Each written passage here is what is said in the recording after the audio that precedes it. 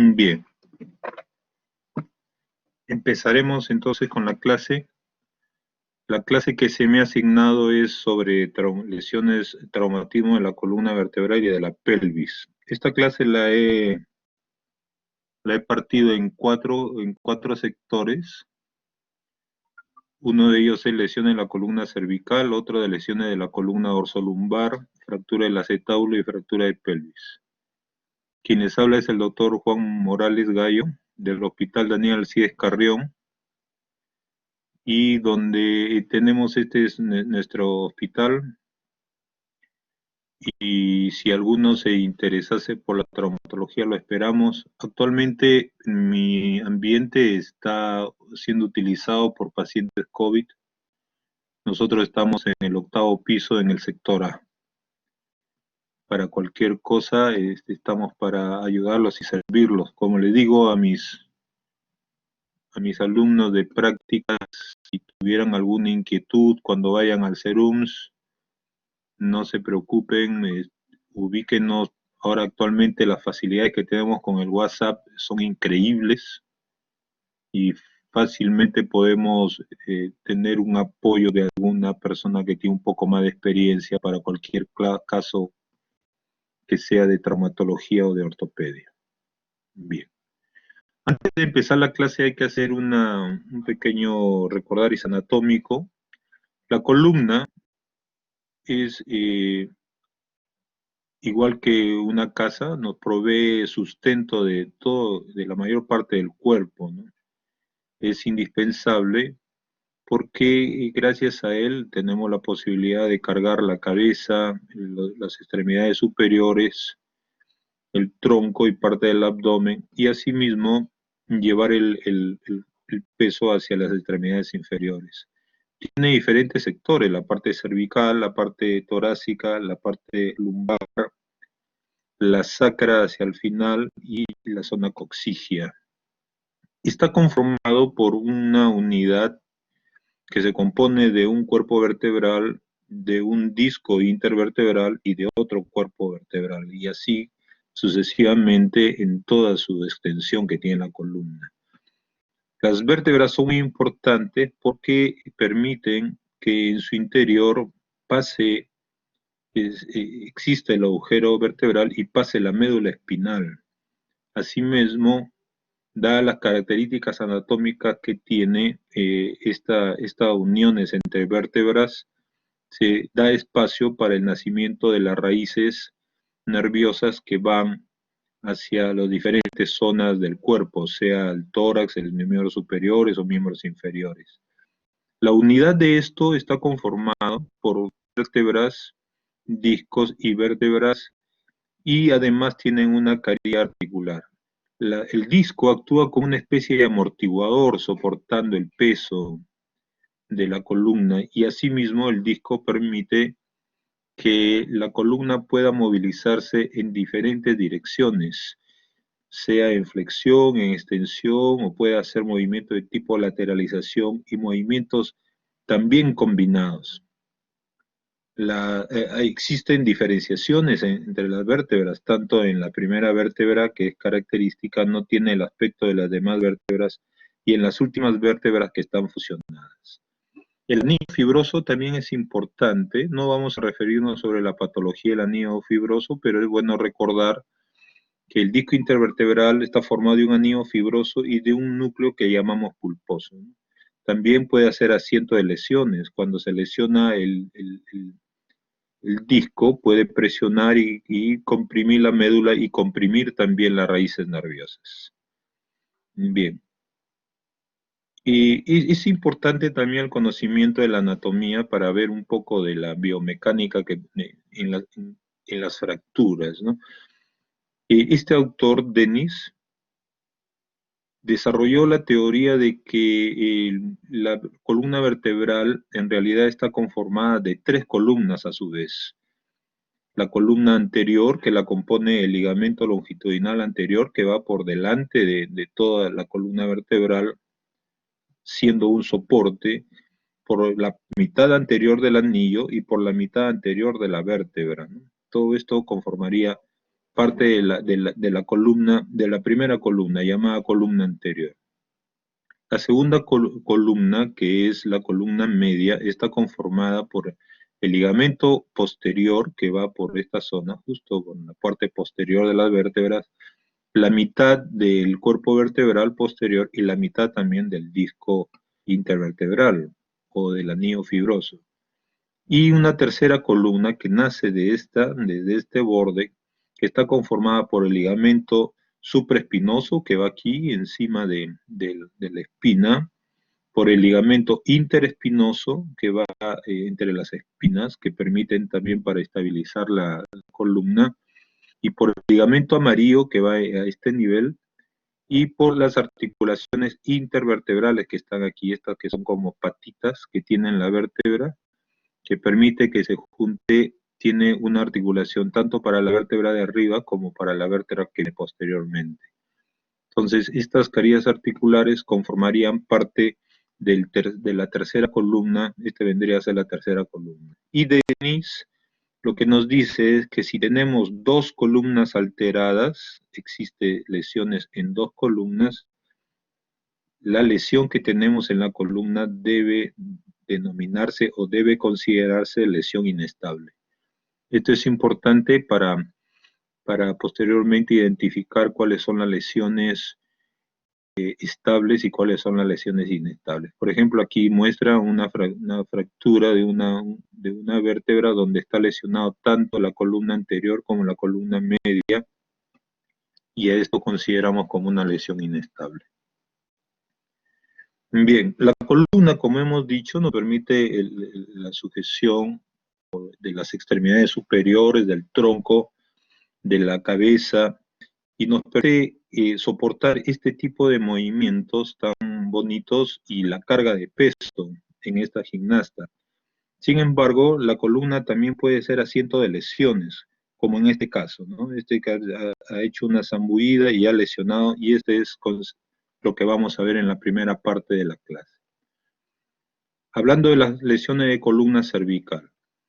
Las lesiones de la columna cervical, la causa más frecuente son en los accidentes de tránsito, como en este esquemita, las zambullidas en piscinas, o como vimos en el video, que no es una zambullida en piscina, y las heridas por proyectil de arma de fuego, como en este dibujo donde se ve un proyectil aquí incrustado en la zona de la columna cervical.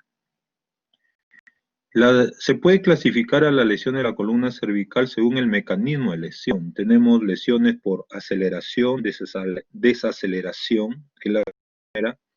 Lesiones por extensión, o sea, la columna se extiende mucho.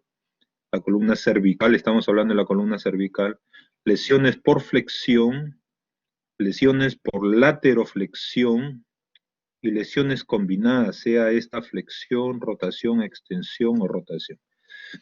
Bien, dicho esto así es muy frío, así que veamos los videos. A ver, no tenemos un video de una persona en una lesión, es muy difícil obtenerla, así que tenemos este muñeco donde se ve que el carro choca bruscamente o frena bruscamente y todo el cuerpo se va hacia adelante. A esto denominamos una lesión de aceleración, desaceleración. O sea, el cuerpo va en la dirección donde está yendo y bruscamente es detenido. Aquí se producen lesiones a nivel del cuello. También se llama lesiones por latigazo. La cabeza y el cuello van como si fueran un látigo hacia adelante. En las lesiones por extensión, aquí vemos un accidente deportivo en este jugador que finalmente murió por la lesión. Vamos a verlo en una aproximación. Él se sujeta la cabeza por la molestia que tiene. Miren cómo el cuello se dirige hacia atrás después de que su mismo compañero lo golpea. El video está así, de esta manera, así que no pudimos mejorarlo más, pero el cuello va hacia atrás y esto le causa una lesión por extensión. Lastimosamente, a pesar de que a este arquero lo conducieron rápidamente hacia las instalaciones médicas, este portero falleció, lesión severa que tuvo. Y lecciones por flexión, aquellos que no lo vieron al comienzo, vamos a repetirla. La cabeza impacta sobre la zona del occipucio, la zona del occipital, y flexiona bruscamente el cuello, lo cual le produjo una lesión seria a esta gimnasta. La lesión es por lateroflexión. Aquí no vemos claramente, pero en una vista frontal lo podemos ver como el cuello bruscamente se lateraliza y se flexiona. Este paciente, este arquero pudo recuperarse, por suerte, bastante robusto este arquero, y pudo, no complicó la vida de esta lesión, ¿no? Bastante severa la caída. Y las lecciones por movimientos combinados, en donde se produce una serie de movimientos, implica también otro tipo de lesiones, ¿no? En el caso de estas señoritas que no tuvieron chance a escapar, el varón escapó con las justas, también los jóvenes que están sentados también aquí casi son afectados, pero estas jóvenes que no pudieron escapar al vehículo sí tuvieron lesiones muy serias. Bien, el diagnóstico de una lesión de columna cervical principalmente se hace por la clínica y también por los exámenes que pedimos, tanto de las radiografías y las tomografías. En la clínica, ¿qué tenemos? Tenemos un dolor cervical. Cuando este problema es leve, la sintomatología probablemente pueda ceder al 10.º día, pero el dolor muy intenso puede durar quizás 24 horas. En algunos casos, cuando la lesión ya es más severa, el dolor puede perdurar, el dolor muy severo por 2 o 3 días. Pero en los casos leves, el dolor muy intenso son en las primeras 24 horas y puede este dolor ir cediendo al lapso de 10 días. Generalmente lo que ocurre es una irradiación hacia la zona occipital y este dolor aumenta con los movimientos. En muchos de los casos es unilateral y se irradia a los hombros y a los brazos.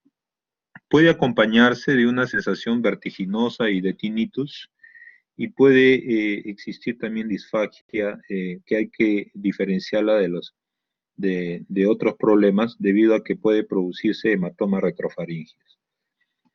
En la exploración clínica lo que vamos a ver es una contractura del esternocleidomastoideo y de la musculatura del cuello, y dolor al palpar las apófisis espinosas y sobre los cuerpos vertebrales también. Y en las imágenes que necesitamos obtener son radiografías tanto de frontales como en laterales, que nos permita ver desde la zona inferior del cráneo hasta las primeras dorsales. Y son importantes también las radiografías transorales, o sea, con la boca abierta. Estas son radiografías que se toman con la boca abierta para visualizar específicamente la zona del odontoides y los pedículos de C2, ¿no? Son más para las primeras vértebras cervicales. Sin embargo, actualmente la tomografía adquiere un mayor valor, pero como inicio, estas radiografías nos van a permitir tener una valoración rápida del problema, hasta conseguir las tomografías y, de ser posible, la resonancia también para ver si es que hay problema de tipo de las partes blandas. Con respecto a las lesiones, vamos a hablar en primer lugar de las fracturas del atlas, que es la primera vértebra cervical. Posteriormente hablaremos de ontoides y de las demás vértebras en conjunto. La fractura del atlas, tenemos diferentes tipos de fracturas. Aquí las he puesto en este cuadro que quizás sea más para el aprendizaje, porque está bastante resumido y esto es lo que es esencial para cada una de ellas. La fractura aislada del arco posterior, aquí vemos un ejemplo cómo el arco posterior se ha roto en C1. Esta es la más frecuente de las fracturas, generalmente es estable, lo que significa de que se acompaña de pocas lesiones de tipo neurológicas, ocurre por compresión entre el cráneo y el axis, acompaña a otras fracturas y lo que se usa en el tratamiento es un collarín simple. Entonces, este tipo de lesión no es tan compleja a pesar de ser de cuidado, no me indica riesgo de vida y se maneja con un collarín simple. En las fracturas aisladas del arco anterior que acá vemos, la fractura aislada, es poco frecuente, requiere una mayor inmovilización, ya no solamente con el collarín simple, sino se puede usar un yeso Minerva. Seguramente lo vamos a ver ahora en un esquema cómo es este yeso, o a veces es necesario colocarle un halo de tracción con yeso, que puede ser, o un chaleco también, y eso lo vamos a ver después. En la fractura transglenoidea, entonces la que atraviesa las carillas articulares que juntan a C1 con C2, o sea, las patitas de que estuvimos hablando, o sea, la articulación que hay entre C1 y C2, y también entre el cóndilo y, y axis, y el atlas, perdón, y puede ser aplastado entre estos dos, entre el cóndilo y el axis, y producir estas fracturas por compresión axial sobre esto. En este caso también se prefiere usar un corsé Filadelfia. La cuestión está en que como el canal medular es bastante amplio en, en el atlas, las lesiones de tipo neurológicas no ocurren, no son muy severas, por decirlo de esa manera, por el canal amplio que tiene. Si fuera un canal más chiquito, como viene en las partes inferiores de la columna, entonces cualquier desviación puede producir una lesión severa. En este caso, como el canal es bastante amplio, no ocurre mayor tipo de lesiones, salvo cuando existe una lesión muy inestable, cuando hay lesión ligamentaria muy severa que permite que esto se desplace. Aquí vemos esta punta blanca que está acá redondeada, es la apófisis odontoides, que no forma parte de la primera vértebra, sino que forma parte ya de la segunda vértebra. Permite el giro del cuello a ambos lados. Y con respecto a la fractura de Jefferson, que viene a ser una combinación tanto del arco anterior como del arco posterior, ¿no? Son fracturas por estallido. Generalmente son estables, como le dice, salvo si hay lesión del ligamento transverso. El ligamento transverso es aquel que mantiene a la apófisis odontoides en su lugar. O sea, por delante está el arco óseo y por atrás no tenemos una estructura ósea que lo mantiene el ligamento transverso. De esa manera no hay mayor compromiso de la zona medular, pero cuando este ligamento transverso se rompe, entonces esto puede desplazarse y producir lesiones neurológicas. Esto sí lo hace quirúrgico, entonces en estos casos es necesario obtener una imagen de resonancia o evaluar con la tomografía claramente las imágenes y determinar si se trata de un problema de lesión del ligamento transverso. Es mejor hacer un tratamiento de tipo quirúrgico. La especialidad de traumatología, algunos traumatólogos se especializan en columna y lo hacen, pero generalmente los neurocirujanos son los que manejan este tipo de problemas. En el país hay algunos traumatólogos que lo hacen, que se han especializado en columna. Con respecto a las fracturas del axis, que es el axis, como recordarán, viene con una puntita que se llama odontoides, la apófisis odontoides, y que nos permite a nosotros tener ese vaivén tan importante de rotación a nivel del cuello. Entonces, hemos diferenciado dos grupos dentro de las fracturas de axis: aquellas fracturas que comprometen al odontoides y aquellas fracturas que comprometen ambos pedículos del axis. La fractura del odontoides se divide en tres tipos: el 1, 2 y el 3. En el 1, como se ve en el esquema, hay una fractura de la punta del odontoides. Raramente esta fractura se desplaza y a veces el trazo es oblicuo. Generalmente porque como aquí se inserta un ligamento, al sufrir una lesión, el ligamento como que arranca la puntita de los odontoides y a eso conocemos como avulsión. El tipo 2 es justo en la base de los odontoides, es el 80% de la fractura de los odontoides, o sea, significa que es bastante frecuente dentro de las fracturas de los odontoides y como la circulación nace de esta zona, entonces puede haber compromiso de la circulación de los odontoides y llevar a una necrosis vascular.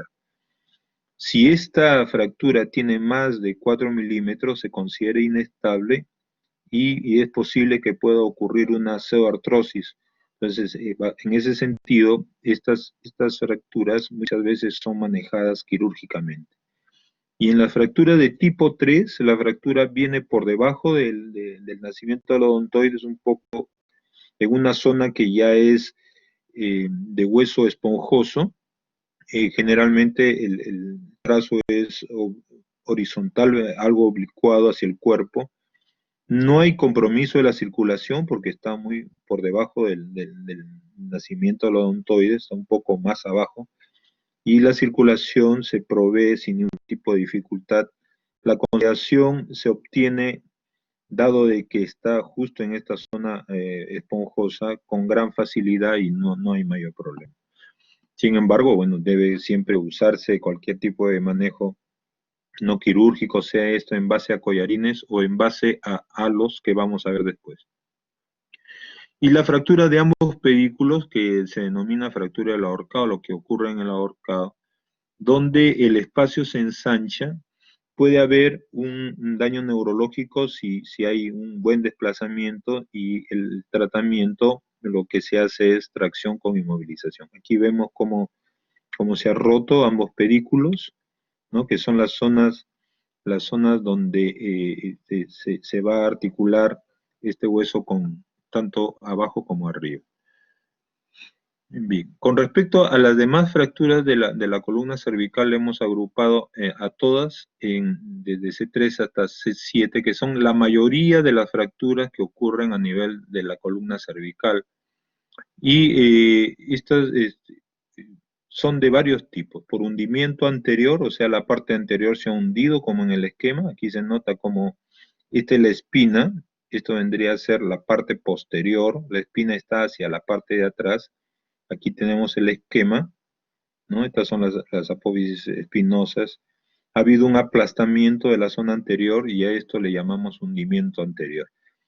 Muchas veces no hay lesión en estos casos del muro posterior, o sea, no hay lesión de esta parte de acá atrás, ni tampoco se acompaña de daño neurológico. Generalmente estas fracturas son estables y solamente requieren el manejo con collarín o con algún aparato de yeso.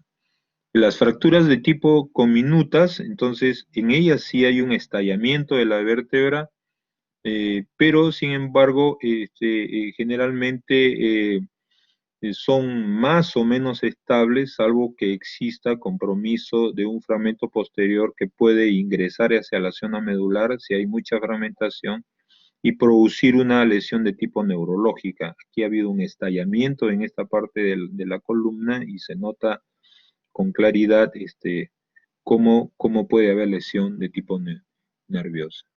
La lesión en lágrima, si lo vemos aquí, es como si estuviera la vértebra produciendo una lágrima y se produce por una impactación muy hacia adelante de la vértebra. Puede asimismo acompañarse de fractura de la parte posterior. Entonces aquí, como vemos, hay lesión en la columna posterior y en la columna anterior y esto nos puede decir que es una lesión inestable y nos puede generar una lesión de tipo neurológica. Puede haber lesión del disco, porque al ser aplastado, para que éste se logre fracturar, es porque está chocado con la de acá arriba, con un aplastamiento importante y con una tracción también del ligamento que se encuentre aquí. Hay lesión del muro posterior, porque se está afectando esta zona de los ligamentos articulares y de los ligamentos interespinosos. Y, y la otra fractura que se llama fractura empaleador de arena, son fracturas inestables. Se llama fractura empaleador de arena porque ocurre en estas personas que cargan arena por un esfuerzo intenso al cargar, ¿no?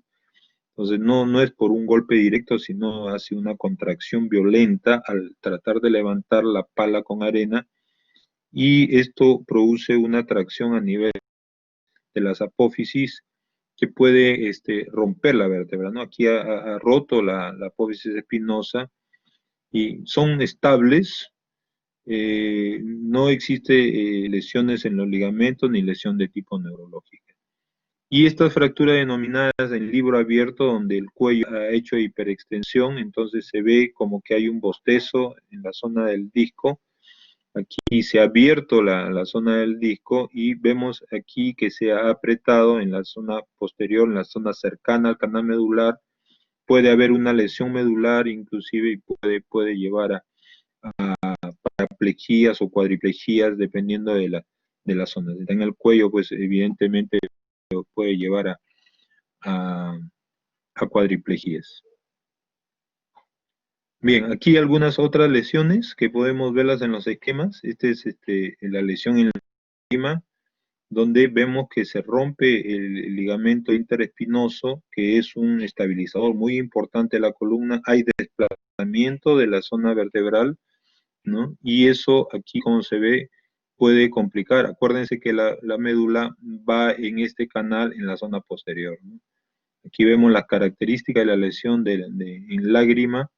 Vemos la lesión, la ruptura, vemos el desplazamiento que puede ocurrir, no vemos el disco, pero asumimos que está también lesionado por la lesión que ha tenido, y vemos la amplitud de la zona entre las espinas que nos está indicando que ha habido ruptura del ligamento interespinoso. Y esto sí nos puede llevar a una lesión neurológica. Aquí estamos mostrando las patologías escales que nos pueden llevar a lesión neurológica desde C3 a C7. Un bloqueo facetario, ha habido una lesión importante y se ha luxado la zona, y esto también tiene que tener en cuenta que viene de la médula aquí y hace tremenda desviación, lo cual puede llevar a lesiones importantes de tipo neurológicas. Y en las fracturas cominutas también hemos dicho que si el fragmento se proyecta hacia la zona medular, lo presiona y puede llevar a compromisos neurológicos por compresión, como en este caso. Y cosa tenemos que hacer para el tratamiento, tenemos que evitar o minimizar la lesión neurológica, que es lo más importante. Hay que hacer una inmovilización de tipo precoz y adecuada. Podemos usar un collarín rígido o semirrígido inicialmente. En este caso, yo siempre le debo aplaudir a los bomberos que tenemos, porque nuestros bomberos siempre, a cualquier accidentado, siguiendo las pautas y los protocolos los cuales ellos están sujetos, nos llevan los pacientes con su collarín en las tablas de transporte y hasta que sea evaluado por el médico y vea que no tiene problema en el cuello, ¿no? Generalmente siempre trasladan a sus pacientes y yo a veces los veo que es un poquito excesivo, pero es preferible pecar por exceso que por defecto. Así que yo los aplaudo a nuestros bomberos, hacen bien su trabajo y siempre llevan a sus pacientes con el collarín. El pronóstico y los resultados van a estar condicionados por una asistencia efectiva. Depende de la inmovilización precoz, del transporte rápido y seguro. No hay que apresurarse, no es que cayó y hay que cargarlo inmediatamente y no hacemos una inmovilización adecuada del cuello. Aquellos que ven los programas deportivos, por ejemplo, los que les gusta ver un poco de fútbol o aquellos que ven principalmente el fútbol americano, donde ocurre este tipo de lesiones con mayor frecuencia. Se ve que al paciente primero lo interrogamos, le decimos si hay dolor, si está consciente o no. Si no está consciente, con mucho cuidado trabajamos sobre el cuello, puesto que cualquier apresuramiento que podamos tener puede sobreagregar un daño adicional a esta estructura que puede estar lesionada por el accidente. Entonces, el reconocimiento rápido de las lesiones neurológicas por el especialista también son importantes. Bien, y aquí tenemos algunos de los tratamientos definitivos que se hacen. Aquí tenemos, por ejemplo, a esto le llamamos halotracción porque está siendo jalado, está en una cama y se le ha puesto unos sujetadores que llegan hasta el cráneo, perforan parte del hueso y se enclavan en él y lo estamos jalando con un peso para evitar la compresión a nivel cervical. Este es un halotractor, el halo es la parte circular alrededor del cráneo y se está jalando hacia este anillo que está amarrado a un yeso. Este es con un yeso, hay chalecos, como se ve aquí, chalecos que hacen este procedimiento que jalan la cabecita, la distraen el cuello y evita que esto se aplaste para que ocurra la curación de la fractura. Estos yesos son los llamados yeso Minerva, y que ya no se colocan en la actualidad, pero que es bueno conocerlo de todas maneras.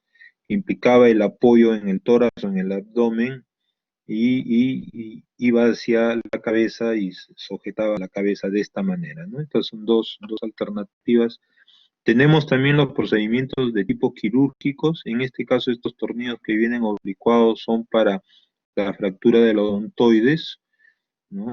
Se ha fracturado el odontoides y de esta manera oblicua pueden colocar los tornillos, o sea, estas placas que han ingresado por la vía anterior, ¿no? Estos están por la parte anterior, significa que hay que hacer la incisión en la parte anterior del cuello y llegar hasta la profundidad en la zona de las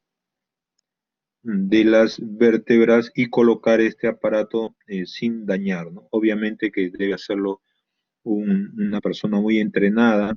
Esto es producto de una lesión de arma de fuego. Aquí se ve el proyectil, aquí se ve esta imagen redondeada que nos está diciendo que ha tenido una lesión por un arma de fuego. Bien, hasta aquí la primera parte es con respecto a las fracturas del cuello. Pasemos ahora a las fracturas de la columna dorsal. Las fracturas de la columna dorsal generalmente se producen por accidente de tránsito en un 45% y por caídas de precipitación, como en este deporte, que siempre me olvido de cómo se llama este deporte, no lo recuerdo. Bueno, yo tengo siempre respetuoso de las costumbres y de los gustos de las personas, pero me parece que esto es casi un suicidio de tirarse así de esta manera y producirse este tipo de lesión por una caída de precipitación. Deportes en el 15%, los actos violentos en el 15% de los casos.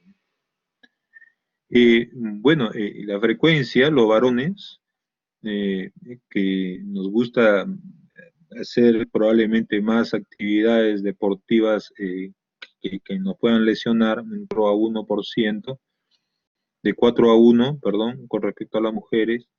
La mayor cantidad de las lesiones de la columna dorsolumbar están en la charnela dorsolumbar, que es entre D12 y L1.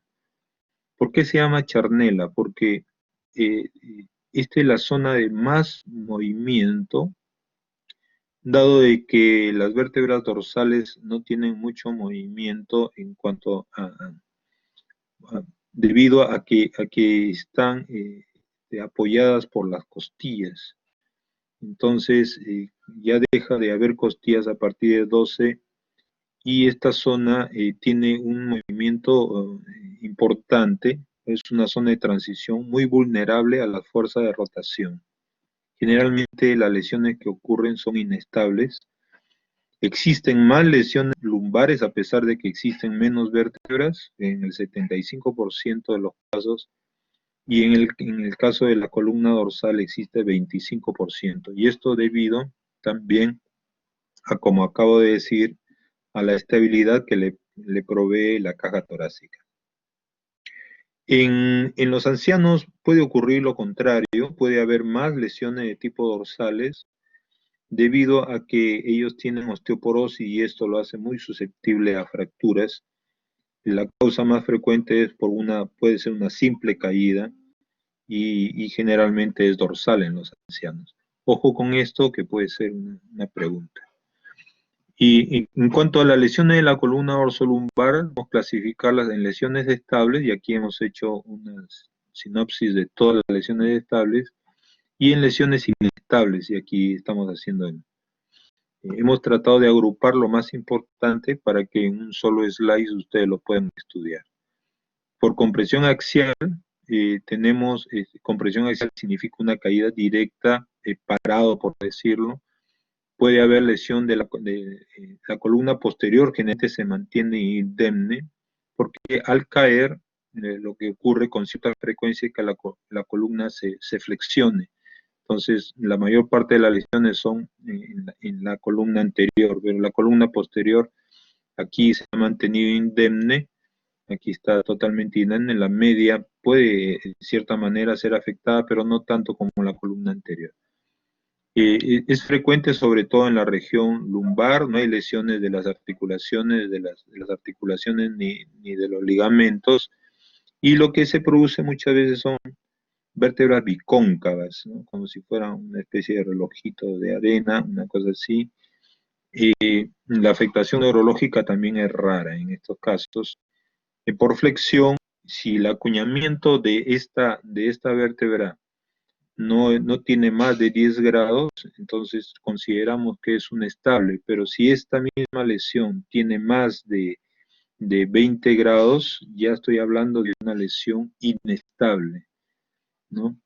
Si yo quiero hacerlo por la altura de la vértebra, yo mido la vértebra eh, anterior y mido también la parte posterior de la vértebra, y si veo que coinciden, yo digo, mide, por decir, 4 centímetros, y al medir acá mide 3 centímetros, lo cual significa que ha bajado 1 centímetro.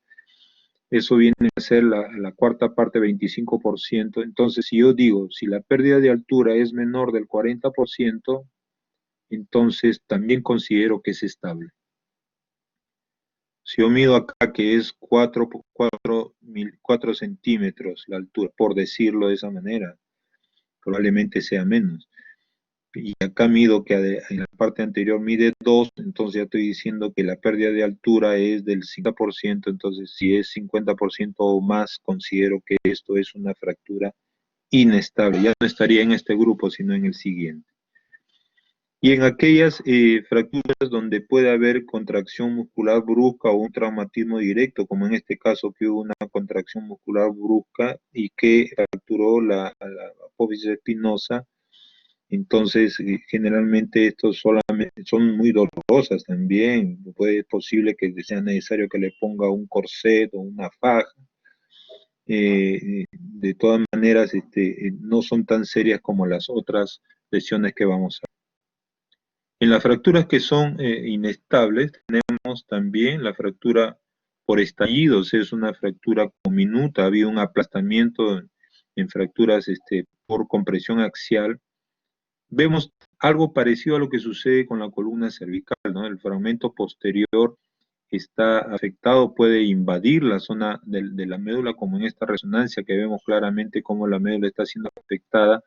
Toda la columna posterior también puede estar afectada, tanto los ligamentos como las apófisis interarticulares que ya conforman parte de la columna posterior. Entonces, esto es definitivamente una lesión por estallido, ha explotado la vértebra, en otras palabras, y puede haber una lesión neurológica. Mientras más alta sea la lesión neurológica, ¿no? Entonces, más problemas neurológicos vamos a identificar en el examen. Aquellas que ya comprometen L4, L5 me puede dar un nivel de lesión, y aquellas que comprometen lesiones mucho más altas, de 12, de 10, de 4, mientras más alto tenga más proximal sea la lesión, más sintomatología me da. Es decir, las lesiones dorsales me dan más sintomatología que las lesiones lumbares. Y existen también lesiones por flexión y rotación, como esta lesión de Sly, que te puede ocurrir también en los sujetos donde se corta como si fuera una rebanada la vértebra, ¿no? O sea, el cuerpo ha ido dirigido hacia adelante muchas veces puede lesionarse de esta manera de tal que se rompe tanto los ligamentos interapofisiarios, hay lesiones a nivel de las articulaciones intervertebrales y aquí en este caso vemos que inclusive ha habido lesión del disco y también entonces en la vértebra. Esto puede producir lesiones neurológicas, es totalmente inestable, esto requiere de un aparataje para que no ocurra mayor tipo de lesión a nivel de la médula. Y las lesiones por flexión y distracción, en este caso, el individuo puede caer de altura y flexionar o puede haber estado en un vehículo con un cinturón que solamente le sujeta la zona del abdomen y el cuerpo se dirige muy hacia adelante, como puede ocurrir en los pasajeros que van en el asiento intermedio, ¿no? A veces el asiento intermedio no tiene este cinturón que cruza el pecho y esta lesión puede ocurrir ahí, ¿no? Puede iniciarse en la zona posterior porque como hay distracción y rompe el ligamento, viene y compromete hacia la zona de adelante. La lesión neurológica es variable y bueno, aquí tenemos la clínica. ¿En qué debemos presumir? Debemos sospechar en todos los pacientes politraumatizados. Vamos viendo también cómo es el cuidado de este paciente. Este es un modelo, este es un joven seguramente que estamos entrenando para ver cómo se hace. Está a una velocidad acelerada, por eso se ve un poco más rápido por cuestiones de tiempo. Hay que ver, sospecharlo, por eso es que ha ocurrido un accidente y estamos sospechando una lesión, le estamos poniendo primero el collarín y después vamos a ver cómo lo transportamos, ¿no? Hay que hacerle una historia clínica minuciosa, una anamnesis minuciosa, y hay que ver si es que el trauma fue trivial, no fue pensamos, aparentemente el accidente no ha sido tan aparatoso, sospechamos que puede haber una fractura patológica, sea por osteoporosis o por tumor. La exploración inicial es importante, por eso ya lo hemos dicho y lo recalcamos, preguntarles al individuo si es que puede movilizar las extremidades, si siente las extremidades, si puede mover los dedos, si le causa mucho dolor, hay que examinarlo en la posición en que se encuentre. Hay que apalpar las apófisis espinosas y evaluar la función sensitiva o motora y ver si los estímulos están adecuados. Posteriormente, ya cuando llega al hospital, podemos hacer esto con mayor detenimiento y ver si existe o no ruidos abdominales, si existe algún reflejo, un ilioreflejo que nos diga que también debemos manejar. Las lesiones de la columna dorsolumbar tenemos que estudiarlas con algunas imágenes y sea necesario la radiografía anteroposterior, sea necesario la radiografía lateral de la columna dorsolumbar, las radiografías oblicuas a veces son importantes, pero esto ya lo estamos muchas veces dejándolo porque en la mayor parte de los hospitales ya hay tomografía axial. La tomografía axial computarizada no es tan cara como antes. Los primeros años en que se usaba una tomografía, yo recuerdo cuando estaba de alumno, una tomografía costaba $800, que era una buena cantidad de dinero. Actualmente una tomografía con reconstrucción inclusive, lo que llamamos tomografía espiroidal multicorte, no llega a veces ni a los 300 soles, entonces cada vez se ha hecho más asequible este examen. La resonancia, a pesar de que todavía mantiene sus niveles, no es tan cara como antes también, pero ello nos permitiría usarla para ver si se trata de lesiones recientes o de lesiones antiguas, o si hay compromiso en las partes blandas. Bien, con respecto a las lesiones estables, ya hemos hablado sobre las movilizaciones en bloque para reducir el dolor, el reposo en cama dura en posición de cúbito supino, debemos manejarlo con analgesia y relajantes musculares. Va a depender también de la intensidad del dolor. La función intestinal hay que verla y tratar de manejarla, porque los pacientes que están en cama tienden a hacer estreñimientos importantes, y podemos ser necesario la aplicación de ortesis toracolumbares, que actualmente se usan con frecuencia. Anteriormente se colocaba este corset de yeso con triple apoyo. Vamos a ver que no es tan fácil la colocación. Ya hace muchos años que los neurocirujanos no nos piden aplicar esto, debido a que existen estos ortesis rígidos o semirrígidos que son muy simples de colocar. Y en fracturas osteoporóticas con acuñamientos severos, muchas veces es necesario hacer una vertebroplastía, o sea, la aplicación.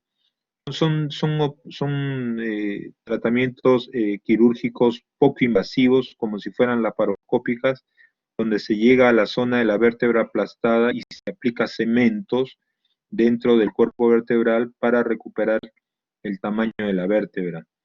Esto se hace teniendo el intensificador de imágenes y que nos permite visualizar que el cemento no esté invadiendo la zona del canal, que realmente se circunscribe al cuerpo vertebral.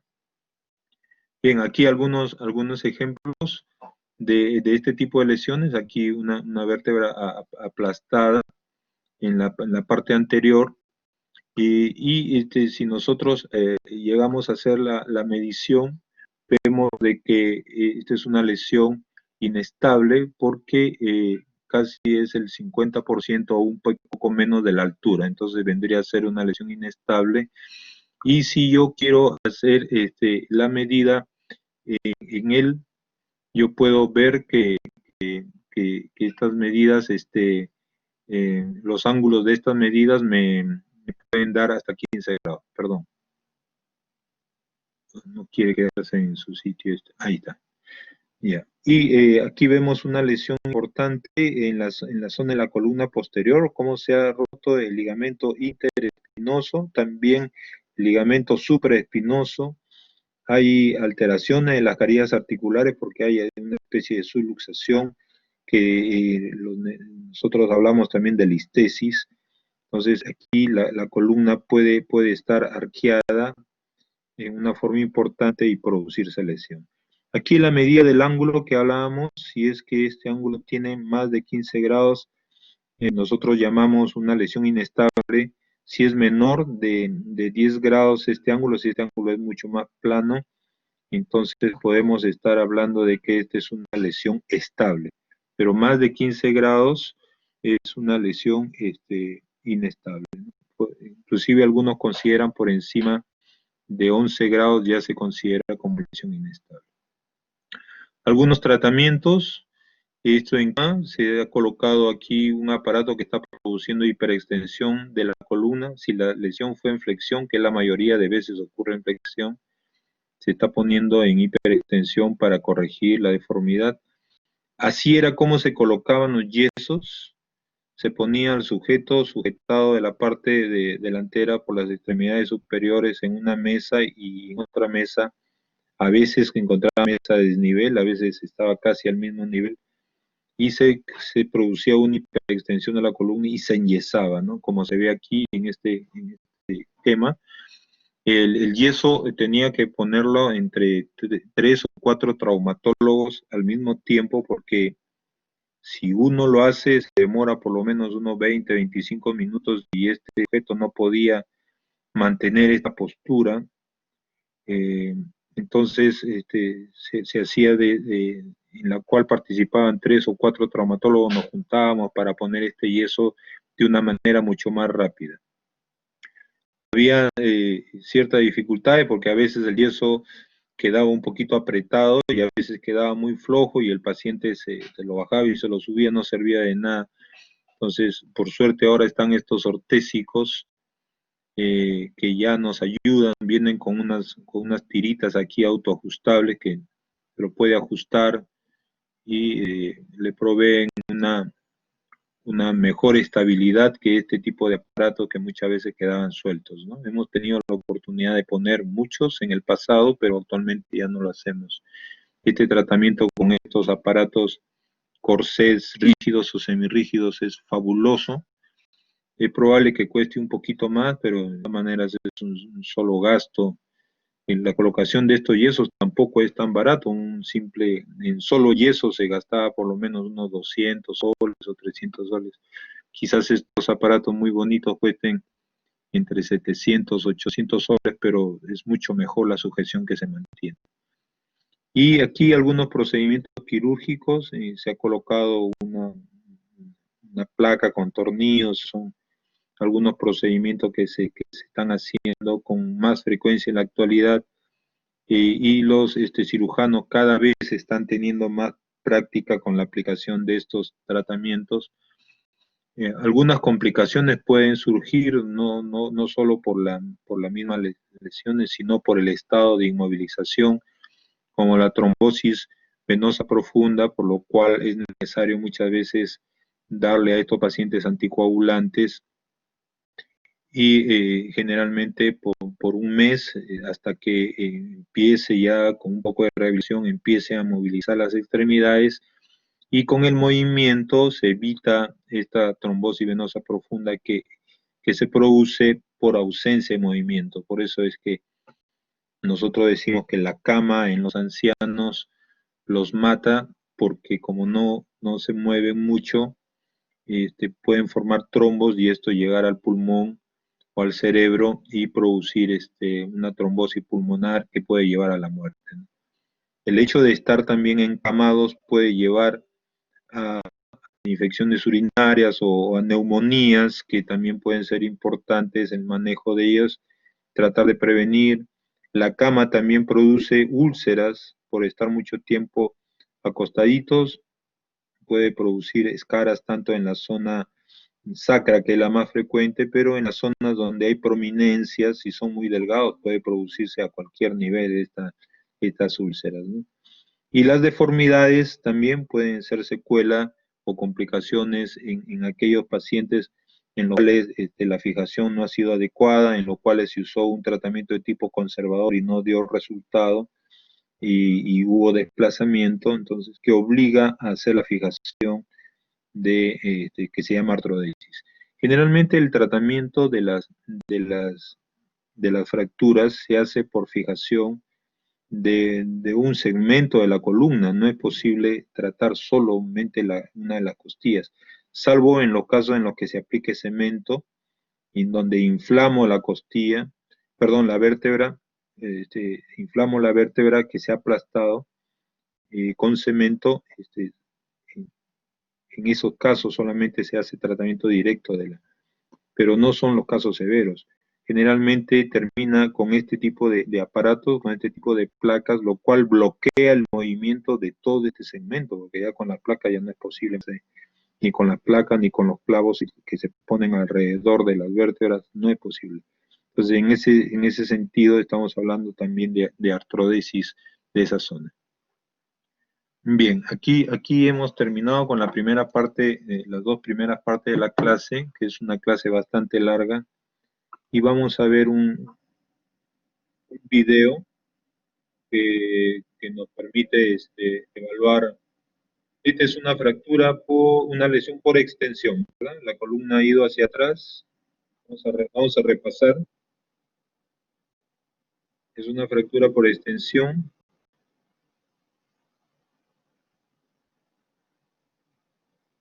Vamos a ver qué lesiones se han producido.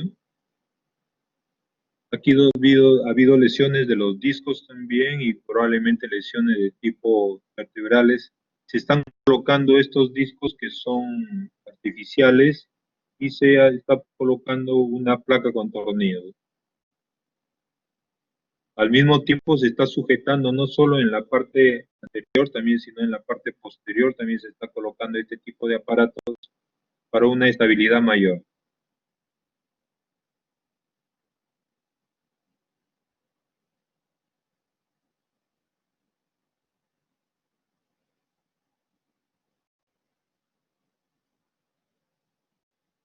Bueno, ya tenemos a nuestro paciente recuperado.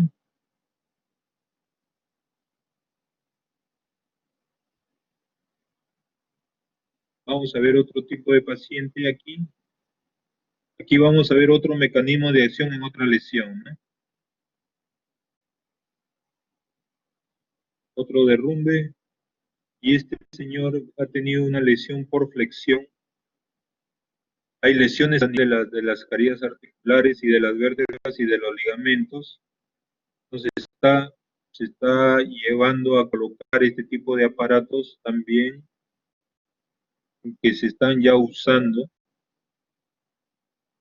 para la sujeción de la lesión.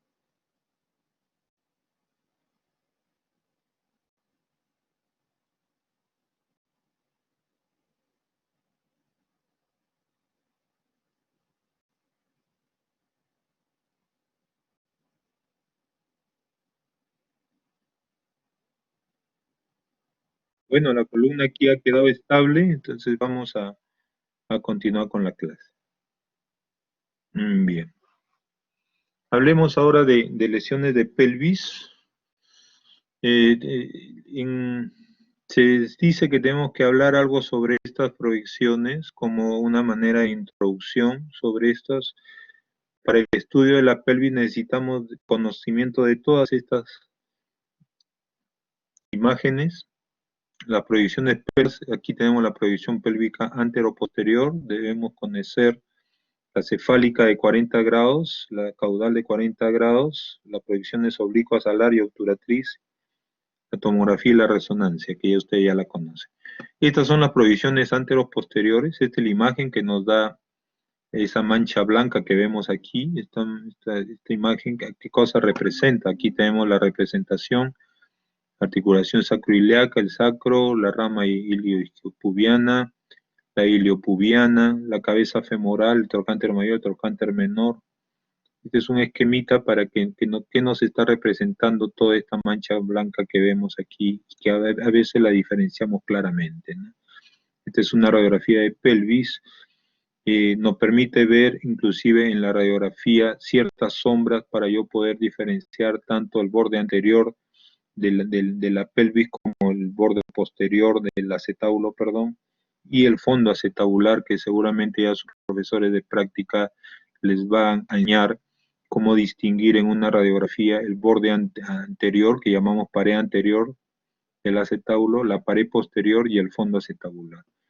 Y existen imágenes en lágrima aquí que no se nota muy claro, como si hubiera una lagrimita que cae, que eso también es importante para la evaluación de la pelvis y también del acetábulo. Entonces debemos familiarizarnos con las imágenes normales de tal manera de que si nosotros vemos esta imagen y vemos que la cabeza femoral no está adecuadamente en su sitio y adicionalmente vemos un fragmento aquí, entonces podemos decir de que este sujeto tiene roto la ceja posterior del acetábulo con una subluxación de la cabeza femoral, como se ve en este esquema. Entonces, poco a poco deben ustedes ir familiarizándose, vean muchas radiografías normales para que cuando vean lo anormal lo puedan identificar. Es bueno que repasen sus libros de radiología o que entren y vean radiologías normales en la web. Actualmente hay tanto en la web, no es necesario ni siquiera irse a una biblioteca para ver. Esta es la radiografía de entrada. Miren dónde está el foco radiográfico de la cabeza hacia los pies en una inclinación de 40 grados. Me da esta imagen, en donde yo puedo ver todo el anillo pélvico, ¿eh? Toda la redondez del anillo pélvico puedo verlo en esta imagen, ¿no? También le llaman radiografía inlet. Y la radiografía de salida se hace lo contrario, el foco está en el pie y se dirige hacia la cabeza, ¿no? Y me da una imagen aquí donde yo veo los agujeros obturadores muy grandes, pero característicamente veo la carita del murciélago aquí, ¿ven? Este parece un murciélago. ¿Y qué me permite ver esta radiografía? Me permite ver claramente tanto la sínfisis, pero principalmente la tomamos por esta articulación, que son las articulaciones sacroiliacas. Entonces, la radiografía de salida, la radiografía outlet, me permite ver claramente las articulaciones sacroiliacas, ojo con eso. Y la radiografía de entrada me permite ver todo el anillo pélvico. Aquí el anillo pélvico no lo veo claramente porque aquí no se ve. Aquí sí se ve la redondez del anillo pélvico, bien clarito. O sea, si hubiera algún tipo de lesión, yo pudiera decir la lesión está en tal sitio y con las otras imágenes dar un diagnóstico cercano. Esto es en aquellos que no tenemos la tomografía. Ahora, cuando estas otras imágenes, por ejemplo, la radiografía ocular, en donde se toma, el foco está siempre en el segmento lesionado. Pero aquí el segmento lesionado, y levantamos la cadera sana 45 grados y nos da esta imagen. Como la pelvis se está echando, vemos toda el ala, así como se ve aquí en el esquema. Por eso es que esta imagen se llama oblicua alar, porque veo todo el ala en su extensión. Está echadita de costado sobre el lado afectado. Y si yo tomo la misma cadera que está afectada, pero levanto 45 grados la cadera enferma, entonces lo que obtengo es que veo el agujero obturador bien redondito, bien clarito. Por eso es que esta radiografía se llama radiografía oblicua obturatriz, en donde yo veo clarito el agujero obturador. Entonces, en la radiografía oblicua levanto la cadera enferma 45 grados.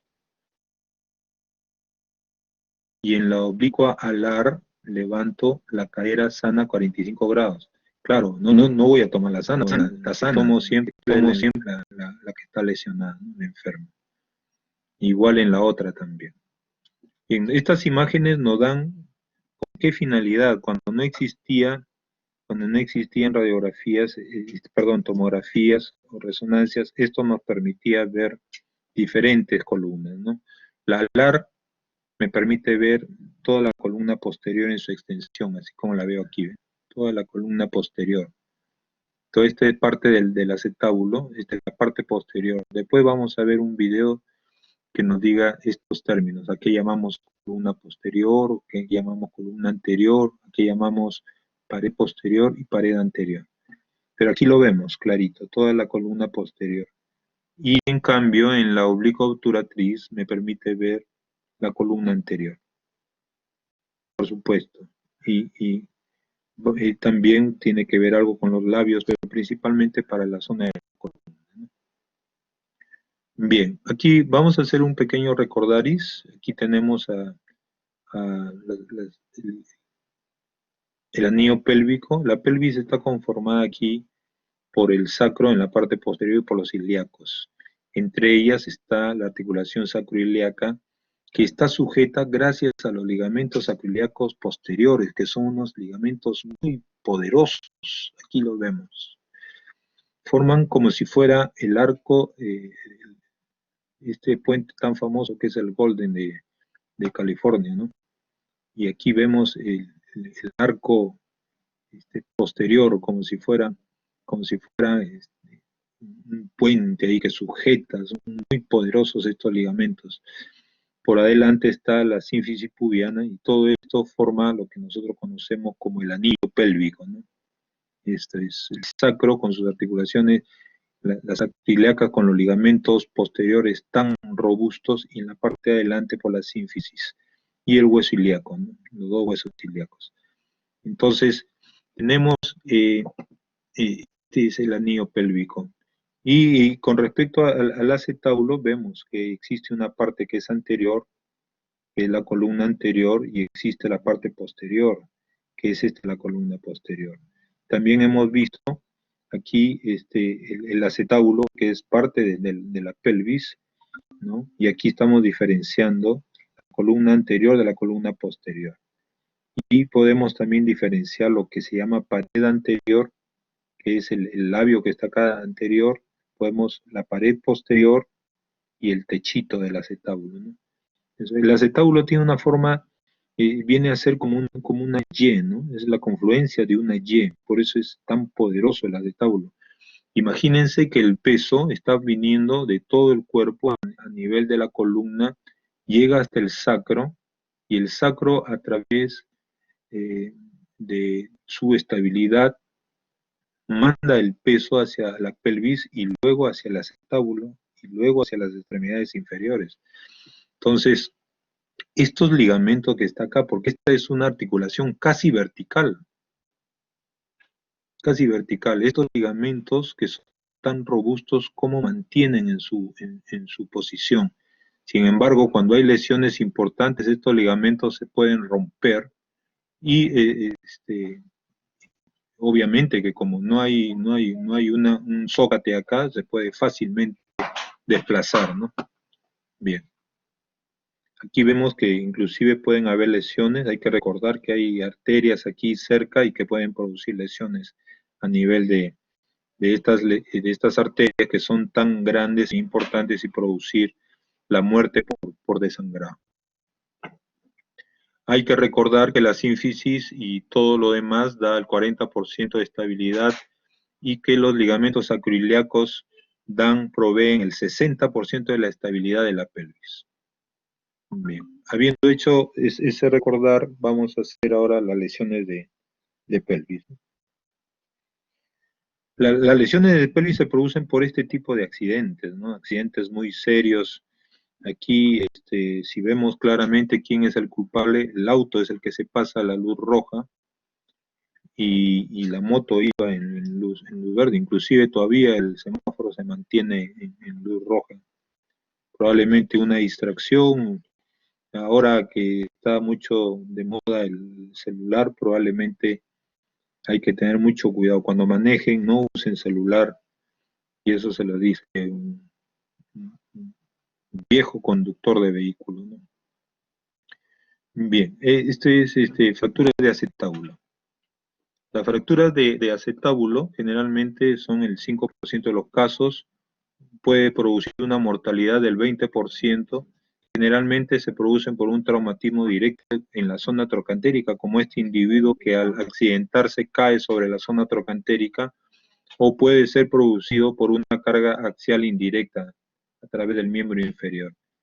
Entonces, la posición de la extremidad es importante para definir qué es lo que se rompe. Si el paciente estaba en el vehículo, también puede ocurrir por lesiones del vehículo. Si el paciente está en el vehículo con la extremidad en rotación externa, lo que se rompe es la columna anterior. Si el paciente estaba en rotación interna, lo que se rompe es la columna posterior. Si estaba con aducción de las extremidades inferiores, se rompe el fondo acetabular o la zona superior del acetábulo. Y si estaba con abducción, puede haber fractura del fondo acetabular o de la zona inferior del acetábulo. Esta es una clasificación que es frecuentemente utilizada, que es la clasificación de Udet y Letourneau. No estamos usando la clasificación de AO porque esta es una clasificación que se usa con mucha frecuencia y habla de fracturas simples, como en este caso, aquí la pared posterior, aquí la columna posterior, aquí la pared anterior, aquí la columna anterior y aquí una fractura transversa. De aquellas que son fracturas asociadas, o sea, tiene compromiso aquí tanto de la pared posterior como de la columna, y eso lo vamos a ver en un video que creo que sería mejor verlo. Aquí tenemos el labio posterior o pared posterior y su fractura, ¿no? Tenemos también la columna posterior con su fractura. Vean que aquí es anterior y aquí es posterior. Aquí está la sínfisis, aquí es la pared anterior y la fractura de la columna anterior. Y aquí vemos fracturas transversas y vemos ya después las fracturas asociadas en donde podemos encontrar no solo fractura de la parte de la pared posterior, sino también de la columna, ¿no? Donde ya hay más de 2 trazos. Aquí vemos una fractura transversa con una fractura de la pared posterior, eh, considerando como si fuera un cubito del acetábulo, por eso también lo podemos decir, ¿no? Piso, techo, pared anterior, pared posterior y fondo. Aquí vemos de ambas columnas y aquí hay fracturas también de ambas columnas y fracturas complejas ya, ¿no? Entonces, eh, es importante también saber este ángulo de este autor de Mata, se hace que se usaba con cierta frecuencia en el pasado, actualmente ya se usa un poco menos, pero se sigue usando, que consiste en hacer una línea vertical en la radiografía antero-posterior eh, eh, que nace del centro de la cabeza femoral, una línea perpendicular, y marcar, dirigirnos hacia el borde de la fractura. Si este ángulo formado es mayor de 45 grados, entonces nosotros podemos decir que esta fractura es estable y que no es quirúrgica. Pero si es al revés, entonces nos va a hablar de que esta fractura es quirúrgica, definitivamente, ¿no? Aquí, por ejemplo, tenemos 50 grados, tenemos, eh, aquí lo dice, entonces, mientras el ángulo formado mayor de 45 grados en la anteroposterior tiene que ser vista en 2 radiografías al mismo tiempo, nos está indicando estabilidad. Mientras más ancho sea este ángulo, más estable. Entonces, por ejemplo, aquí vemos que esta imagen es de 65 grados, entonces puede aceptar un tratamiento de tipo no quirúrgico, ¿no? No quirúrgico. Bien. Ahora, con respecto al tratamiento quirúrgico y al tratamiento no quirúrgico. Estoy en clase. Tratamiento no quirúrgico. Desplazamiento menor de 2 milímetros, tratamiento no quirúrgico. Tratamiento quirúrgico, un desplazamiento mayor de 2 milímetros. La fractura no afecta a la zona de carga. Se hace tratamiento no quirúrgico. Fractura baja en la columna anterior también. Lesión de la pared posterior menos del 20%. Ángulo del techo, el que hemos visto, que se llama ángulo de Mata o ángulo de techo. Este es mayor de 45 grados en 3 proyecciones, entonces se está diciendo que el tratamiento no es quirúrgico. Y una osteoporosis severa también. Sí. Reposo en cama de 6 a 8 semanas también es tratamiento de tipo no quirúrgico. Hola, estoy en clase. Ali, estoy en clase. Bien, bueno, aquí en pacientes de baja demanda o que tienen osteoporosis severas, tampoco de preferencia el tratamiento no quirúrgico, salvo que la lesión sea bastante importante.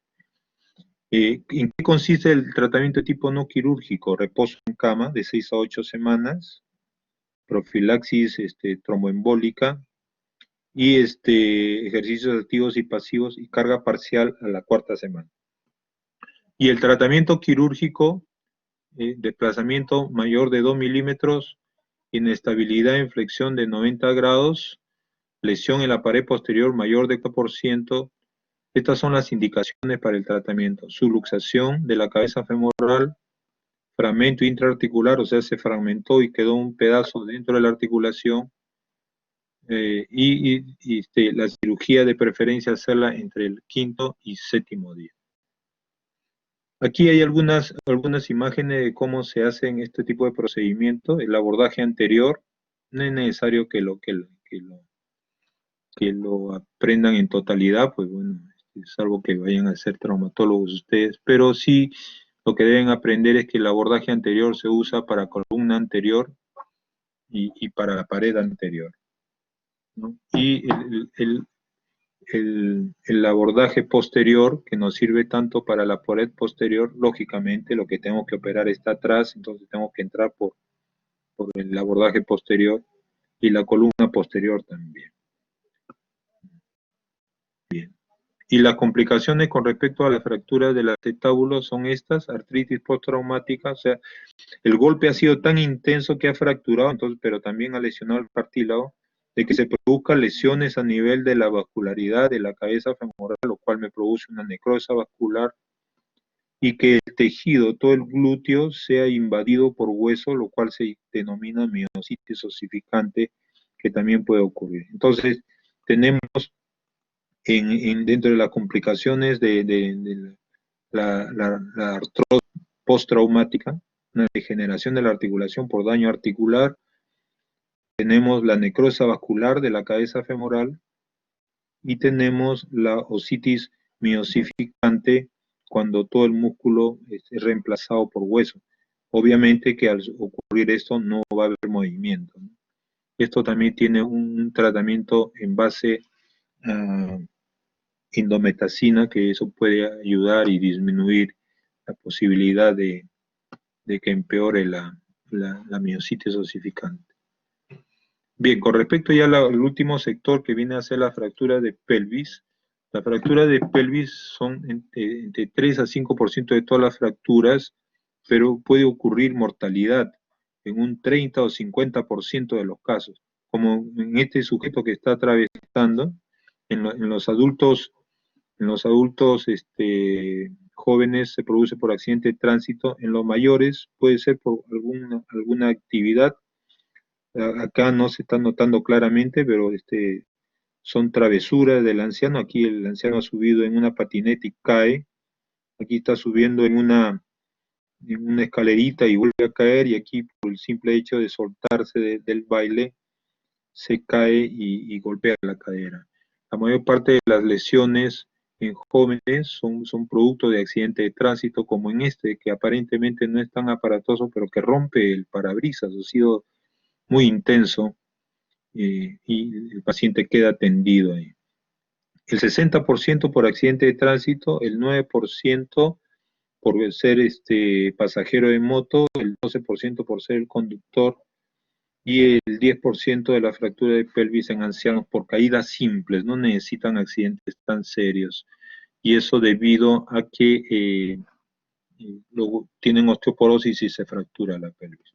El 50% de los casos en fracturas, hasta el 50% de los casos en fracturas expuestas o abiertas, puede ocurrir muerte, o sea, una mortalidad del 30 a 50% en fracturas abiertas, y en fracturas cerradas puede ocurrir mortalidad entre 8 y 15% de los casos. O sea, es importante ver esto.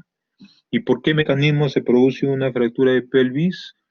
Por compresión anteroposterior, un atropello. Aquí el auto está pasando encima de la persona y produce una lesión en la pelvis, por impacto de motocicleta o por un aplastamiento o caída de altura. También puede ser producida por compresiones laterales, como en la chica que vimos que fue atropellada y que estaba en la lesión multidireccional de la columna cervical, pero que aquí vemos que la golpeó de forma lateral, no pudo huir, fue atropellada de esa manera, por lesiones también, por colisiones vehiculares, en las cuales el pasajero tiene problemas serios en la pelvis por el choque. O por cizallamiento vertical, como en este caso, ha caído de alturas con lo que se llama caída a horcajadas, y se produce este tipo de fractura de pelvis con cierta frecuencia. Ahora, para la pelvis, vamos a usar la clasificación de Tile. No es necesario conocer todos los subtipos de esta fractura, sino principalmente los tipos. Con eso me conformo, inclusive para preguntarles. La de tipo A, como ven, el anillo pélvico se mantiene íntegro. En toda la de tipo A, el anillo pélvico se mantiene íntegro. hay fractura aquí de la pelvis, pero no se ha desplazado, entonces no hay compromiso del anillo. Son fracturas de las ramas, entonces se considera fractura de tipo A2. La fractura de tipo A1 son por avulsiones, aquí se inserta el sartorio se ha contraído y ha jalado y ha llevado al esfínter superior, y es una fractura por avulsión. Y las fracturas del sacro están en el tipo 3, no se ha desplazado esta fractura y nos está dando toda la fractura de tipo A, donde no hay compromiso del anillo pélvico. En la fractura de tipo B, las fracturas sí tienen compromiso del anillo pélvico, pero en este caso son estables verticales. Y aquí lo que ha ocurrido es una inestabilidad de tipo rotacional, ¿no? Aquí se ve cómo esto se abre, tanto en la tipo B1, que se llama libro abierto, solo de un lado, aquí se abren los dos, en la de tipo B3, y en la de tipo B2 ha habido fractura, y también se ha abierto la zona de la, de la sacroiliaca. Pero, ¿qué ocurre en esta de tipo B? Se han roto las sacroiliacas, pero las sacroiliacas anteriores. Aquí en este caso, una de las sacroiliacas anteriores, la posterior se mantiene. Ya hemos dicho que los ligamentos más fuertes son los ligamentos posteriores sacroiliacos. Y acá se han abierto las dos articulaciones sacroiliacas, pero los ligamentos rotos son los ligamentos anteriores. En la parte posterior no hay lesión, no se ha desplazado mayormente. Pero en la de tipo B, perdón, en la de tipo B, entonces el hecho de mantener estos ligamentos aún la hace estable verticalmente. Por eso aquí dice vertical. E inestable rotacional, ¿no? Y aquí, en estas de tipo C, dado que se han roto los ligamentos sacroiliacos posteriores, entonces se crea una inestabilidad de tipo vertical también, además de la rotacional. Entonces, conforme vamos avanzando en los grados, tenemos lesiones más serias. La de tipo A, no hay compromiso del anillo pélvico. La de tipo B es estable vertical, pero inestable rotacional. Y en la de tipo C, son inestables tanto en lo vertical como en lo rotacional. Aquí vemos la de tipo C1, que es unilateral, se ha roto los ligamentos sacroiliacos, hay luxación a nivel de la articulación sacroiliaca y se ha roto parte de esto. Puede ser abrirse la sínfisis o romperse las ramas. Y en este caso, del C2 ha habido en ambos lados, es bilateral. Y aquí hace una especie de sumatoria, ¿no? Aquí se está produciendo una lesión de C1 en este lado, y en el otro lado se está produciendo una lesión de este tipo. Por eso dice C1 más B1. Aquí tenemos esta lesión que es igualita a esta, y esta lesión de acá es igualita a esta de aquí, ¿no? Y acá tenemos dos C1s, o sea, esta lesión que está aquí es también en el otro lado, en esta imagen de acá. Bien, yo me conformo con que ustedes me digan solamente el tipo. En el tipo A no hay compromiso del anillo pélvico. En el tipo B son estables verticales, pero inestables rotacionales, o sea, se abre. También le llama inestable horizontal también, rotacional o horizontal. Y aquí tenemos en la de tipo C ambas inestabilidades. En la clínica de la fractura de pelvis son dolor, indudablemente, son lesiones muy serias. El paciente está politraumatizado, ¿no? Y probablemente han hablado en el seminario y en la clase de politraumatizados de emergencia de traumatología. Entonces el paciente muchas veces tiene problemas sensorios, un problema de otro tipo de órganos. En algunos casos, en los cuales se producen por caídas simples y que el paciente todavía tiene posibilidad de caminar, como en los ancianos, que son caídas simples, pero ellos se quejan de que no pueden caminar por el dolor. Todavía pueden, en algunos casos, tener posibilidades de deambular con alguna sustentación, pero una vez que se observa que hay fractura, debemos hacer un tratamiento en cuanto a reposo. Hay crepitaciones, equimos deformidad. A la exploración, bueno, podemos observar que hay alteraciones en la zona de las prominencias, sean el pubis, crestas ilíacas, etcétera. Y aquí vemos, por ejemplo, algunos ejemplos de tratamiento. Vemos aquí la fractura de la espina ilíaca, que viene a ser tipo de A1, donde le hemos puesto tornillos. Aquí vemos una fractura que no hay mucho desplazamiento de las ramas, y en consecuencia requiere solamente reposo. Y aquí tenemos una fractura del sacro que no se ha desplazado mayormente, que solo con reposo puede ir bien. Ya después de unas 4 semanas se le empezará a hacer marcha asistida con el andador. Y hay que recordar, esto no es para que lo aprendan, sino recordar que muchas veces estamos ante este tipo de problemas, ¿no? Cuando viene un politraumatizado, para que vean de que nosotros los traumatólogos entramos a tallar cuando existe este problema de sangrado, que puede ser por problema, si hay una respuesta estable, bueno, se continúa, pero si no hay una respuesta inestable, puede ser producto de algún tipo tenemos obligatoriamente que estabilizar la pelvis mediante un arco para el tratamiento. Entonces, cuando hay una respuesta inestable en los pacientes politraumatizados, nosotros podríamos hacer un tratamiento de estabilizar la pelvis en emergencia, ¿no? Con algunos marcos que vamos a ver después, para dejar la reconstrucción para después.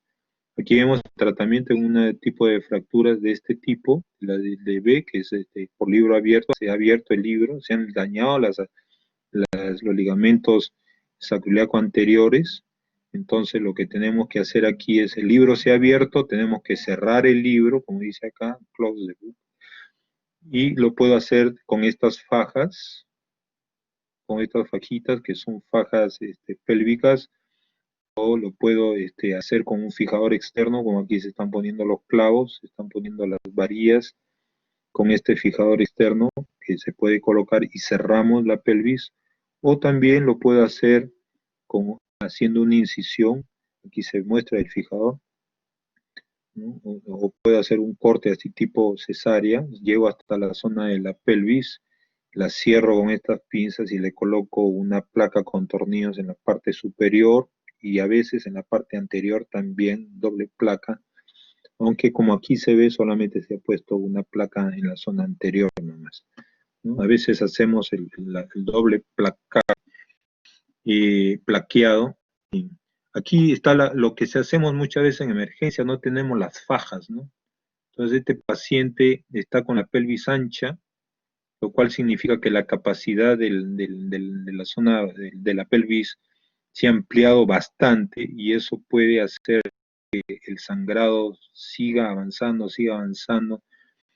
con la finalidad de disminuir continente. Entonces se le ha puesto esta fajita pélvica y se ha sujetado las extremidades con esta almohadita entre las piernas para que éstas no se lastimen los tobillos cuando se juntan las extremidades.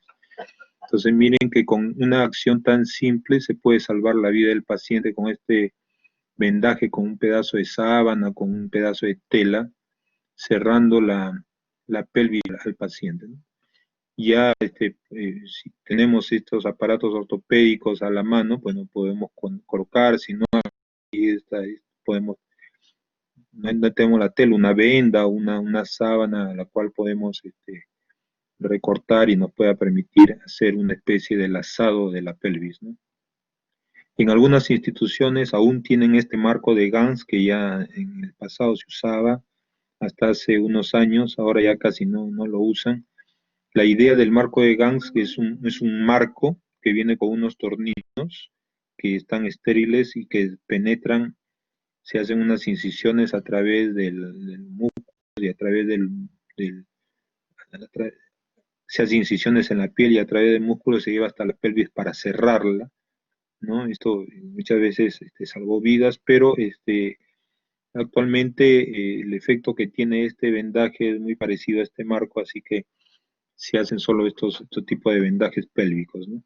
Aquí vemos a un paciente con el marco de Gans, ¿ven? Este es el marco, está dirigido hacia adelante, no está parado obviamente, pues tiene que apoyarse en algo, y tiene los pernos que han entrado en la pelvis, ¿no? Aquí están los pernos que han entrado en la pelvis, cerrándola, ¿no? Esto es una cuestión transitoria, eso es solamente un salvataje de la persona para evitar que sangre. Aquí hay una imagen de un fijador externo, ¿no? Y acá hay una imagen de una placa colocada en un paciente, ¿no?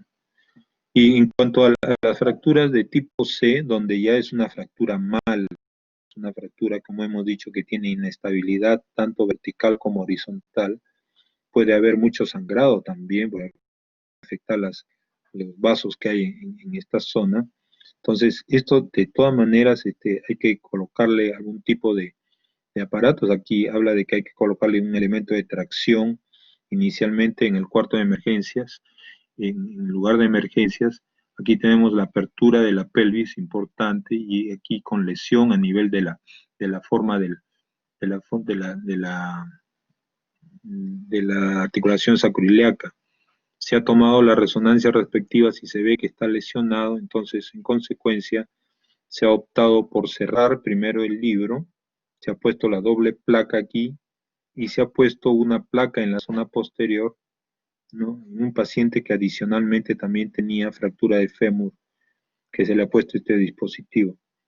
Y en algunos casos se hace tipo de tornillos que atraviesan, como aquí en el esquema, donde se ha abierto la articulación sacroiliaca y se está poniendo este tornillo, que necesariamente para colocarlo necesito de un arco en C, se ponen a veces dos, porque el tornillo se puede dirigir hacia el canal medular y produciría una lesión severa a nivel ya iatrogénica. Entonces, es muy, muy bonito colocar ese tipo de tornillo, lo hemos puesto en varias siempre con el uso del arco en C. Sin el arco en C no podemos usarlo, podríamos invadir el canal medular y producir una lesión mayor. Y aquí se ve cómo se ponen las placas y los tornillos para manejo de este tipo de lesiones, ¿no? Bueno, ¿qué podríamos tener? También lesiones asociadas, como acabamos de decir, por ahí está pasando las arterias, están pasando los nervios que aquí estamos viendo en el esquema, y el desplazamiento de esto puede producir lesiones neurológicas o lesiones arteriales que son muy sangrantes, ¿no? Pueden sangrar 2, 3 litros, se puede seguir sangrando, y en algunas instituciones tienen la posibilidad de hacer unos bloqueos por medio de cateterismo, llegan hacia la zona de las arterias, y insuflan balones o pueden colocar algo que bloquee el sangrado. Eso todavía tenemos muchas dificultades en los hospitales. En mi hospital no hay esa posibilidad. No es posible que yo entre, abra el abdomen y localice esa arteria porque sangraría más. Lo que en algunos lugares lo que se hace es cerrar el anillo y reponer la sangre. Hay pacientes que a veces han necesitado 5 litros de sangre, 10 litros para sobrevivir a este tipo de lesiones, por este tipo de lesiones vasculares, ¿no? La lesión neurológica es probable que se maneje posteriormente, no es una urgencia la lesión neurológica, en este caso, ¿no? Cuando son periféricas. La hemorragia puede ir hacia el retroperitoneo y esto puede pasar desapercibido y se considera más, eh, más se ve de cuidado porque como no la tenemos en cuenta, muchas veces la tenemos atrás del peritoneo y no se hace presente. Y también puede ocurrir una hemorragia intraperitoneal. La retroperitoneal se considera más severa. Hay que prever el shock mediante la reposición adecuada de la volemia. Si hace un choque o shock hipovolémico puede llegar a la muerte. Si este shock hipovolémico es muy temprano, a veces los pacientes fallecen, como puede ser necesario la arteriografía o el cateterismo para obliterar esta lesión. Pueden haber lesiones neurológicas. Generalmente ocurre si es que solamente ha sido aplastado el nervio, una lesión de tipo neuropraxia. La trombosis hay que verla también y tratarla si es posible.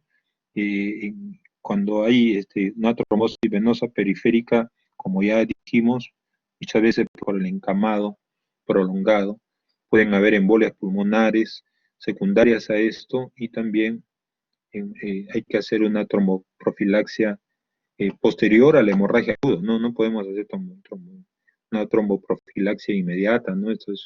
Generalmente esto se produce a posterior, entonces pasado el episodio de la hemorragia aguda podemos hacer una tromboprofilaxis. Bien, hay lesiones asociadas también que pueden ocurrir, lesiones como la lesión del tracto urinario, debido a que el sistema urinario se encuentra muy próximo a la pelvis. En los varones pueden haber lesiones de la uretra membranosa, obviamente. En las mujeres esto no ocurre. Por la uretra que tiene el varón, pueden haber lesiones en la vejiga también. Más en los pacientes en los que han caído a horcajadas, esa se llama fractura en alas de mariposa. Muchas veces son lesiones parciales, hay que tener cuidado. Si vemos que tenemos un paciente que ha caído, que ha tenido un accidente y que está sangrando por la punta del pene, asumimos que existe una lesión del uretra o puede haber una lesión de la vejiga. Entonces tenemos que hacer, y si es necesario ponerle una sonda, y si vemos que hay ciertas dificultades, no insistir en sondear, porque eso le puede producir una falsa vía y una mayor lesión de la uretra, así que tenemos que ver que venga el especialista y intente colocar la sonda o haga una ureterografía, y si ve de que hay una lesión evidente, ya no hacen eso, sino hacen una operación aquí, y le comunican la vejiga directamente con el exterior, lo que llaman talla vesical. Las lesiones en la vejiga también pueden ocurrir porque puede fracturarse y dar una lesión a nivel de la vejiga, lo cual podría obligar a una cistostomía suprapúbica, como ya lo hemos dicho.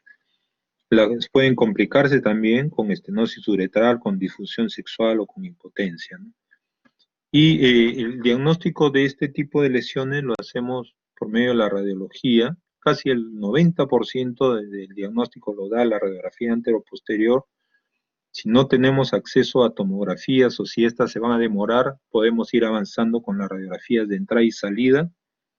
Si es pelvis la lesión, si estamos viendo que la lesión está localizada en el acetábulo, ya nos vamos con las radiografías oblicuas alar y obturatriz, que ya sabemos a qué se refiere esto. Si tenemos opciones a tomografía, las hacemos. Si tenemos la posibilidad de que hagan una reconstrucción de la tomografía también, que se llama tomografía espiroidal multicorte. Las arteriografías no se hacen con cierta frecuencia, pero si hay una lesión vascular importante o si es que se está sospechando de ella por una anemia que se mantiene, ya es parte de otra especialidad. La cistografía también y la uretrografía también son parte de los especialistas de los urólogos. Y en el tratamiento general hay que hacer el soporte vital si es necesario. Ustedes ya han tenido la práctica de seminario sobre esto, no vamos a hablar. El soporte vital no lo hace en realidad el traumatólogo, sino los emergencistas o los que están en unidad de cuidados intensivos lo hacen. Nosotros manejamos esencialmente el tratamiento de la fractura, pero algo sobre esto tenemos que conocer. Sin embargo, en los hospitales cada vez la especialización es mayor y la hacen estos especialistas, ¿no? Hay que darle analgésico para el dolor, el tratamiento como se ve es multidisciplinario y recordar que en los adultos puede llegar a una mortalidad del 10% en general, en los niños en general el 5%, pero si es una fractura abierta, la mortalidad puede llegar a 30%, y si adicionalmente tenemos hipotensión temprana, la mortalidad puede llegar al 50% de los casos. Ojo con estos porcentajes y bueno, aquí se da por concluido la clase. Si tienen alguna pregunta,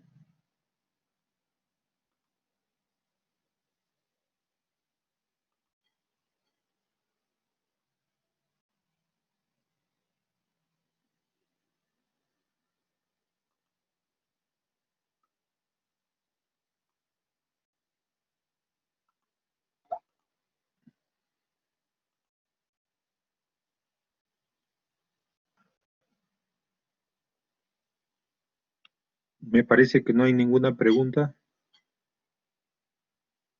Bien, entonces muchas gracias. Y celebremos el orgullo de ser peruano. Que vive el Perú, muchachos, que vive el Perú. Eso,